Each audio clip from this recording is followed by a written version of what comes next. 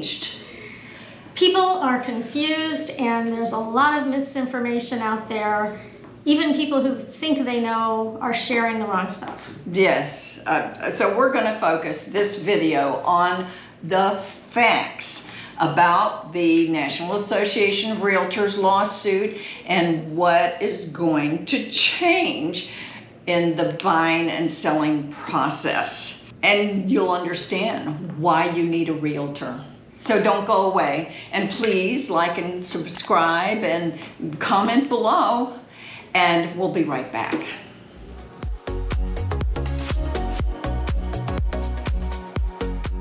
We've been fielding a lot of questions from our customers and would-be customers, and listening to conversations out there in the public that we just throw our hands up in the air and go, whoa, wait a minute. So we're here to give you the facts, and we're here to share the facts with you in this publication that's been provided by Berkshire Hathaway. We are Susan Phelps and Judy Atari, and we're here to give you the facts. And if you want this publication, send Judy an email at youragentjudy@gmail.com. and you'll have it in the video and you'll have it in print. So here we go. So one of the first things we're hearing, I heard this at lunch the other day with friends. The settlement eliminates the quote-unquote industry standard 6% commission on selling a home, right? And we also hear, when selling my home, I no longer need to pay the buyer's agent's commission, correct? So first myth dispelled, there never was a standard commission. It has always been negotiable.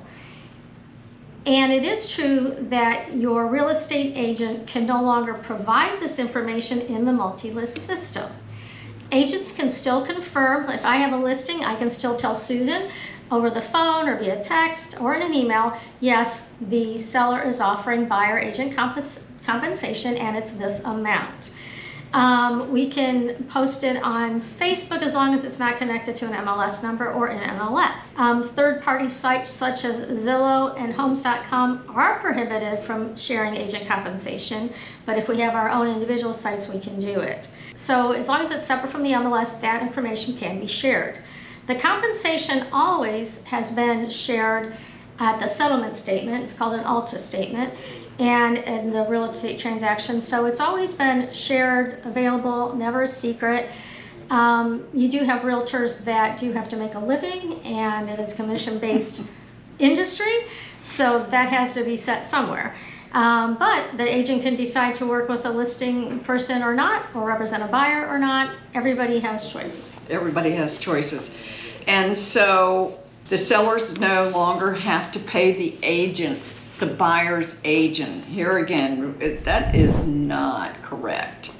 Now, in our local market, or depending on every market, you may have more buyer choices.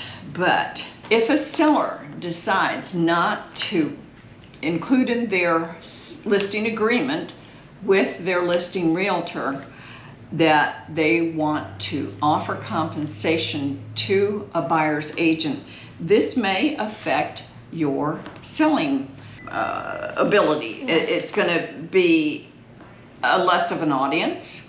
And what about those buyers that are first-time home buyers that don't have a lot of money? They're scraping together that deposit and they're getting pre-approved, and that pretty much wipes them out until the next paycheck. Well, those people are not going to look at a home that doesn't offer buyer's compensation. So we're getting the information back and forth. You know, it's never been a big secret between realtors.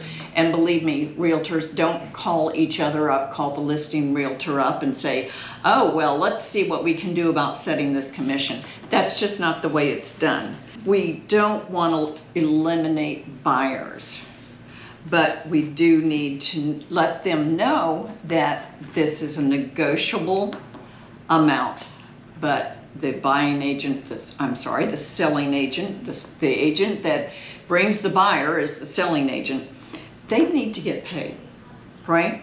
And believe me, if you have two very good realtors that understand the system, that transaction is going to go much smoother because they're experienced and ethical And educated. and reliable. So things move along slowly. Believe me, if you don't have someone on the other side of the transaction that answers emails, that responds to texts quickly, and that picks up their phone, then things are going to be stop and go, stop and go, stop and go. So we coordinate every step of the process, and the seller has peace of mind knowing that the terms of their agreement are being followed and the legal aspects are properly adhered to. So, another thing we hear is that it's going to cost a lot less to buy or sell a home. And the settlement really doesn't affect the total cost of professional services associated with the real estate transaction. So real estate professionals provide knowledge, manage a complex process, remind you of things you need to do, and we protect our customers' best interests, as Susan just said. And there's a lot of value to what a realtor brings, and they should be fairly compensated for their work. Now, even some government officials are saying that the prices of homes are going to go down. But really, if you're buying a home in today's market and maybe you do your commission shaved a little bit, what's $5,000 really mean in the long run to your mortgage payment? Okay, moving on from there. Buyer's representation will become a thing of the past. We don't need a realtor to help us buy a home. Well, Not true. not true. Now, and the laws vary from state to state. And we're focused on Florida because that's where we are. But we do work with a lot of out-of-state customers. So we're going to emphasize how important it is to be represented as a buyer when you're making an out-of-state purchase. The settlement now requires buyer's agents to have a signed buyer-broker agreement prior to showing you properties. And this doesn't have to be a lifetime arrangement. This can be for a couple of days. It can be for one specific property. It is a very flexible compensation agreement, buyer's broker agreement, that's the name, and it is required all over the country. Yeah, not just a Florida thing, not just a Berkshire Hathaway thing. And you can All take, over. if you want to slow things down, take that agreement to your attorney. But it doesn't matter because you're going to have to sign that agreement with someone if you want to see properties that are listed in the MLS. Now, you can go it alone, but are you the buyer that's going to walk up to a door when you see a for sale sign and knock on that door and say, "Hi, I just saw your for sale sign. I'd like to see your house." No, I don't have a realtor. Do you think that seller's really going to take you seriously and let you in their house? Yeah. It's unlikely. Yeah. Another thing we hear, and we've heard this word, the settlement will bring huge changes and revolutionize buying and selling a home. Revolutionize. Yeah. Real estate laws haven't changed. Real estate transactions can still be quite complex, even when you don't expect them to be. You can get a left curve thrown at you, everything's going smooth, and then a hiccup or a surprise happens. Having professional representation is critical to protect both the buyer and the seller. And it's often, I know for us it was, the largest financial investment of your lifetime. So you need to have a professional with you. And unexpected things frequently occur during the process, the estoppel process, that's figuring out the title and all that good stuff. Even though you have title people, the title people and the real estate professionals work all the time together to resolve those issues. So you need that help. And let's say, you have things going along smoothly and then your realtor goes out of town, they're still going to respond. Yes. If they're a good realtor, or they've left directions with their partners, or with somebody Someone else in the office. Yep. We have a team. You want to have a team approach. Yeah, and even if we're not an official team, there's about 4 or 5 realtors in our office that we do things with. So when I was in Italy, I had somebody covering something for me in Paris, somebody covering something for me in Sarasota, so I had peace of mind, as did my customers. And one of them even said, "Oh, you're back, you left," because everything was handled kind of very smoothly, so that helped. Right. Realtors are worth the money. Okay, so we've just finished talking about the buyer-broker agreement, and we're going to jump into the rest of the transaction. How to buy a house. How to buy a house. Okay, so we need to get you pre-approved. Pre-approval is important so that, number one, we know what you can afford. And when you get pre-approved, you can, look at different scenarios, look at different loan products and so forth. And we're associated with Prosperity Mortgage, and they're great lenders. And we also have some local people that we refer people to, and you are allowed to shop. We need this information also because the financing must be included in the contract. It must say whether you're paying cash or whether you're using a mortgage, because all of that is built into the contract and will be one of the elements that make a seller like or maybe dislike your offer. So then we'll talk about house hunting. So once we know your budget, and we know that if we have a $400,000 budget, we're not going to be looking at $800,000 houses. So we're going to take a lot of time. Generally, we like to do a Zoom meeting, and we're going to talk about your must-haves, what your deal breakers are. Like, I absolutely have to have this in the house or I'm not buying it. Your wants, like I really would love it to have, and wishes, boy, it would be fantastic if I could have this. So if you have a partner in the purchase, either a spouse, a sibling, a parent, buddy, anybody like that, we'll like to talk to both of you together because we want to make sure that everybody's aligned and on the same page. If you're, say we get house hunting and what was a absolute have to have isn't that important anymore or blows your budget, then we can change those priorities, but we need to all be on that same page. Things we're going to talk about in addition to how many bedrooms and how many baths. We're going to talk about location. Do you go to the beach a lot? Do you need to be near an airport or near a certain highway to get to work? We're going to talk about lifestyle. Do you want a lot of amenities? Do you not want any amenities?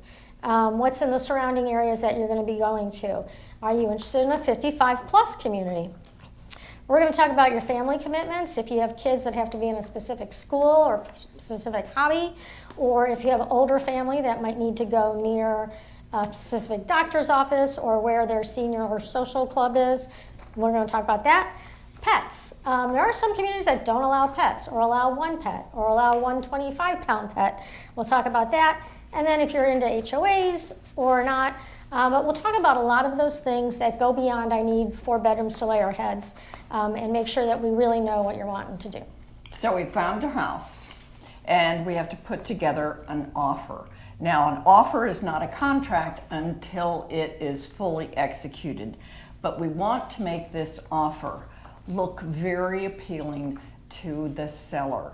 And that could mean a number of things, but we're going to try to get into the head of that seller. We're going to try to get that perspective as much as we can with information from the listing realtor or possibly from the seller themselves, although they're usually not in direct communication with a buyer. We're going to be looking at the purchase price first of all, and whether it's high or low, and then build that offer with the contingencies that will include the property inspection, the timeline there. We can be from 7 to 15 days, and generally speaking, waiving an inspection is very interesting to the seller, but not something we recommend. Right. And then we have a title contingency. Who's paying for title? In different areas, it's customary for the buyer to pay for title and choose the title, meaning the title company that you're going to use for the closing. There's always a section for financing contingencies, but maybe you're doing cash. But if you do have a mortgage, then that's going to be included there. Your earnest money deposit may make a difference to that seller, and maybe it won't, but it does indicate how well your, what's the word? The strength of your offer, how serious you The are. strength of your offer. Exactly. If you put down a larger deposit, that means you've got skin in the game, and the seller is going to like that because they don't like taking their property off of the market while this process is going on. We also will talk about sales contingencies. If you have to sell a house before you buy a house, that'll be included. The appraisal contingency is basically built into any contract, any offer that is financed. But you can still have an appraisal if you're paying cash, and that's a contingency that it must meet a certain Right, and there's price. The finance contingency, and also, does it appraise for what it's advertised as? So if it's saying it's a 3-bedroom, 2-bath, and it's only a 2-bedroom, that's important to know through the title process and things like that. What's on the books. Yep. And then there's the agent compensation contingency that is included, and we talked about that. There might be some addendums, there might be no addendums, but if there's an HOA and a CDD involved, you're going to have an addendum for that, meaning that it's just a separate piece of paper from the offer that indicates just what you're going to be paying for that HOA and CDD. Then there's also an addendum if you're buying into a 55-plus community. And there's also an addendum for lead-based paint should that property be a resale that's built before 1976. So there's your offer, Yep. and we send it on. Send it on, hope and pray, and we're done. No. So then the sellers are going to review your offer. So the listing agent is going to take your offer and take it to their seller and go through it together. And they may accept your offer as is. It might be such a good, strong offer, they're done. They may decline your offer altogether and say, nope, not accepting it, not countering, or they might counteroffer. Your counteroffer might include more than just the price. So they might take your 90% of your price and also say, well, instead of a 2-week inspection period, I want it to be a 1-week inspection period for them to have the inspection done and get back to them. There might be a contingency period or closing date. So maybe we would love your offer, but we want to close it in 45 days instead of 30 so we have more time to move out. All those little parts are part of the renegotiations. When is an offer official? So the other end, the seller accepts your offer, but is it official yet? It's not official until they sign and deliver that back to all parties. So once everybody's got a copy of all the signatures, we're good to go. Now that it's back, there are key dates you need to know about, and that's one of the things a professional realtor will help you manage, is key dates. So these are very important. This isn't, you can't say I don't know or I wasn't aware, that's why I missed this deadline. That doesn't fly. So your earnest money deposit, if it says you're going to have your earnest money done in 3 days, you're going to have it in 3 days. Susan had an example of a transaction she had, so we're going to just go through like what these look like. Contract date was July 30th. Earnest money was due August 2nd, which is 3 days. Additional deposit for this transaction was due in 30 days. A loan application, that means you have to have your loan in process with a lender by, here it was August 5th or 5 days. Inspection contingency, that's normally 7 to 15 days where you have your inspection done, the report comes back to you, and you have given feedback to that seller asking for any remedies or repairs. Financing contingency, that's where everything's got to be buttoned up and ready to go, that you're good to go, and that's normally 5 days prior to closing. So for Susan's transaction, that was August 29th. And then a final walkthrough is going to be normally the day prior or the day of closing. It's always good if you can do it the day ahead in case there are any surprises. And then your settlement date. Your settlement date is closing. Right. So that settlement statement for the closing is referred to as an ALTA, A-L-T-A. And that will tell you what all of your closing costs are. Now, a good realtor will have provided you an estimate of closing costs based on the offer that you've made well ahead of this time. And we always provide that. And our title company helps us put that together, because so many of these things are easy for them to do, but a little bit buried. For instance, you have to have your home insurance, and that has to be prorated. Your PMI, which is your private mortgage insurance, if you're using FHA and you've only done the minimum down payment, you're going to have PMI. Your county property taxes and recording fees are based on the closing date. So then we also will see a proration of the CDD and the HOA fees. And that's because the seller has already paid those, so they're getting some of that back, and you'll be responsible for what's left. And most lenders will require that you have a few months of those fees paid into the closing, and then the state taxes will always be prorated. What goes back to the owner, to the seller, because they've already paid for the year, maybe.